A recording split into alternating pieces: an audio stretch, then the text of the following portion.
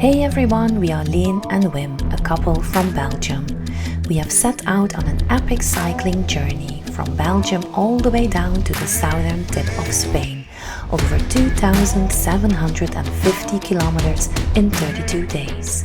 Join us in our video diary as we ride through stunning landscapes, tackle challenges and experience all the surprises along the way. Subscribe and hop on for the ride of a lifetime.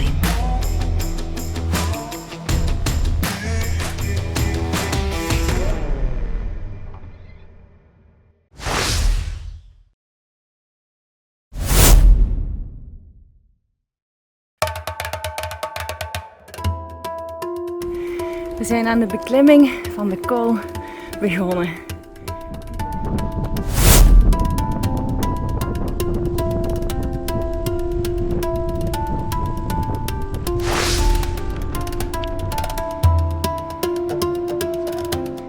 Moderate, that's the message for this morning. Today we'll be crossing the well-known Pyrenean Pass, which means about 15 kilometers of steady grinding to reach the top. Though I know it's going to hurt, I love this kind of challenge. And that has everything to do with the unique sense of teamwork I share with Wim during moments like these. We face it together and we commit to it together.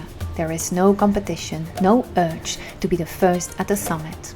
We simply want to stand there side by side, even if one has to carry the other to get there. From the very first meter to the last, we stay in tune with each other. We support one another, cheer each other on and make sure we both eat and drink enough along the way. We always take good care of each other on trips like this, but when steep climbs or other tough stretches arise, that care suddenly intensifies.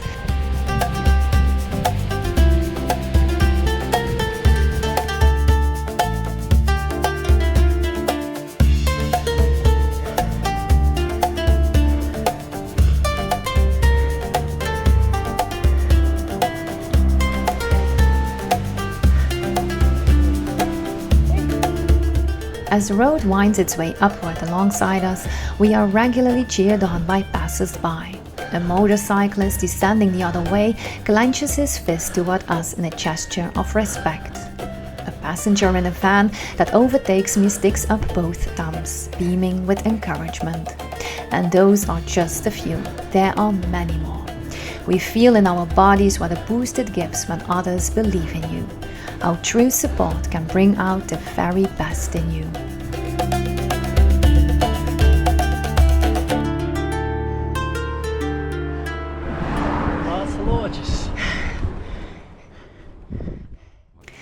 Just before noon, we reach the summit of the Col de Ibañeta together. At the top stands an old chapel with extraordinary stained glass windows. I remember it from when Wim and I passed here on our honeymoon in 2013, hiking from the Atlantic to the Mediterranean in just over 40 days. Sadly, the chapel is closed today, so we peek at the windows through a small hole in the door.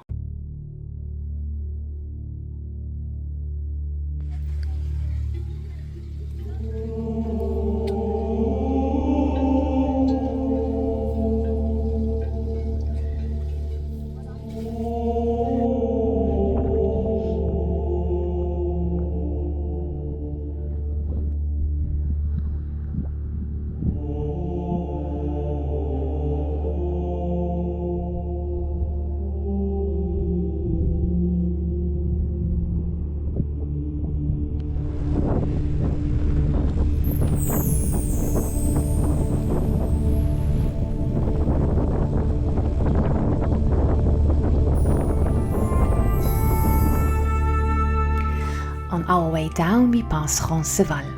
The monastery is a well-known stop for many a pilgrim en route to Compostela.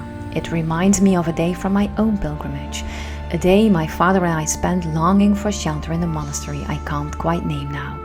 Torrential rain had soaked us to the bone. We hoped for a warm room and a place to dry off, but our stay turned out rather disappointing. Instead of comfort, we found the space even damper than the flooded paths outside. In the dormitory, it felt like the walls themselves wept. We were miserable. Even my dog looked sad. Still, in hindsight, it became a cherished memory. The photo I took of Kila's sorrowful face remains iconic. It captured perfectly how both my father and I felt that night. That's what makes it beautiful. Shared emotion, shared hardship, but above all, shared hope, shared strength, and a shared desire to keep going.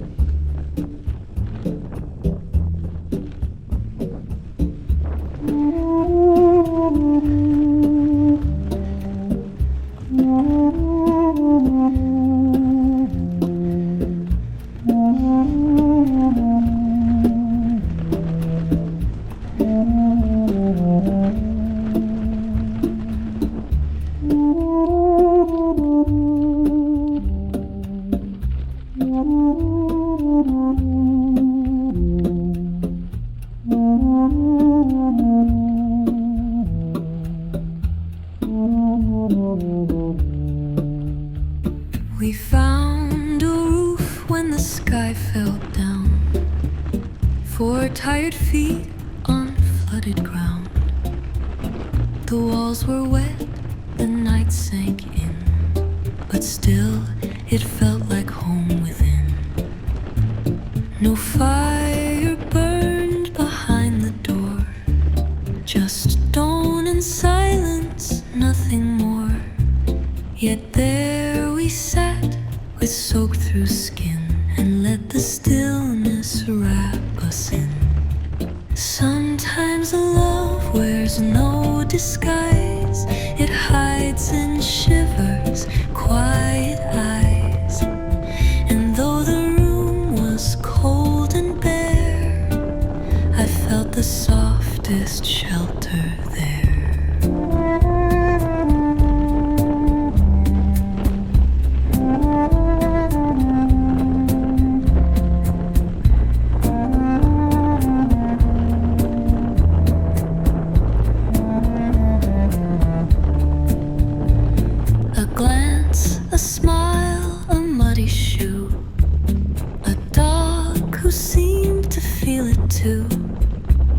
No golden light, no open arms, but still we rested, safe from harm.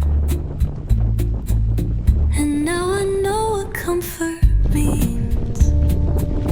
It's not all warmth, it's in between. The little things we chose to share, the silence soaked but full of care. Sometimes love wears no disguise. Sometimes love wears no disguise. It hides in shivers, quiet eyes. And though the room was cold and bare, I felt the softest shelter there. I choose the cold, the rain, the floor, if it meant walking one day more beside the man who showed me how to stand up strong like I do now.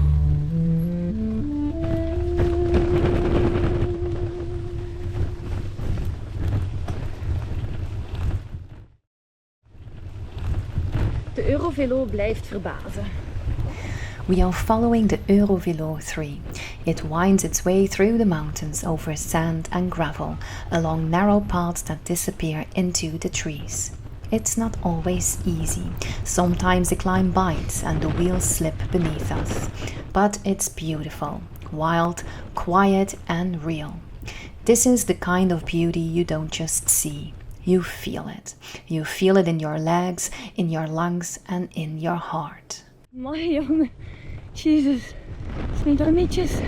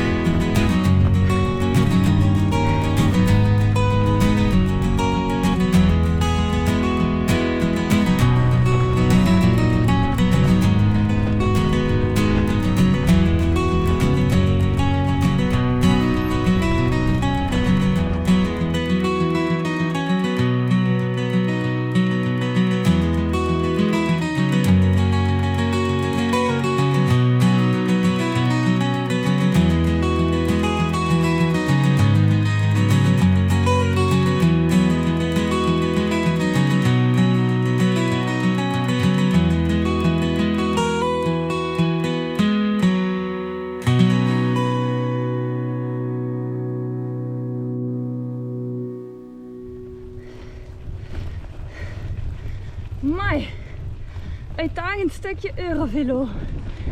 Jeebus. Oh. Wat was dat? Wim chooses asphalt roads for the next stretch, and honestly, I don't mind. It gives me a moment to breathe, to let the effort settle gently in my legs. The weather too has softened. Where Spain first greeted us with rain as we crossed the Col de Ibañeta, now the clouds begin to lift and the sun softly breaks through.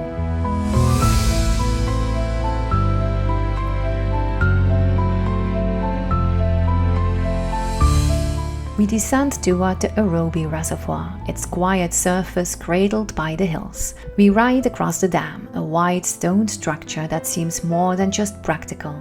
It holds the water, yes, but also a kind of stillness. Benches, flower beds, and the slow hush of water against rock.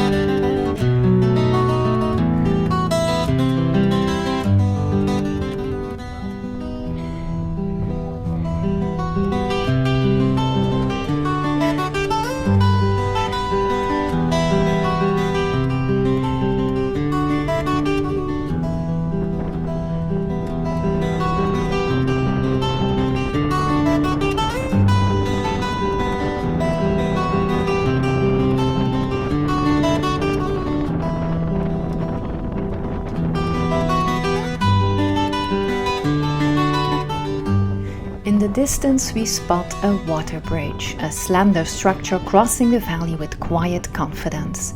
It reminds me of the Canal bridge in Sarre, which we visited in episode 3 of this series. That one soared high and bold, while this one seems more reserved, but no less meaningful. It's part of the Canal de Navarra, a 177-kilometer long project that carries water from the Itolis reservoir in the north to the dry farmlands of southern Navarra. This region sees little rain, so the canal is more than just infrastructure. It's a lifeline. It brings irrigation to thirsty crops, fresh water to growing towns, and even helps generate clean energy along the way. The bridge may be modest, but the vision behind it spans far more than stone and steel.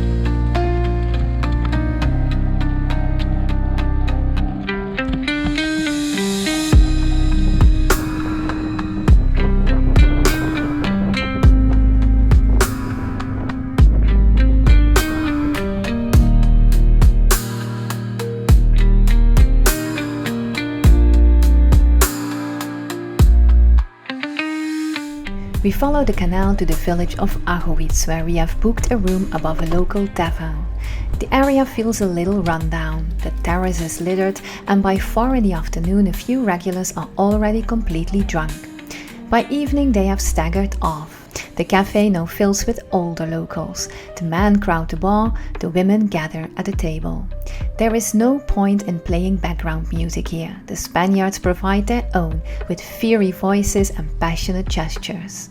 We don't understand the word they are shouting, but judging by the kisses blown at farewell, I don't think they were arguing.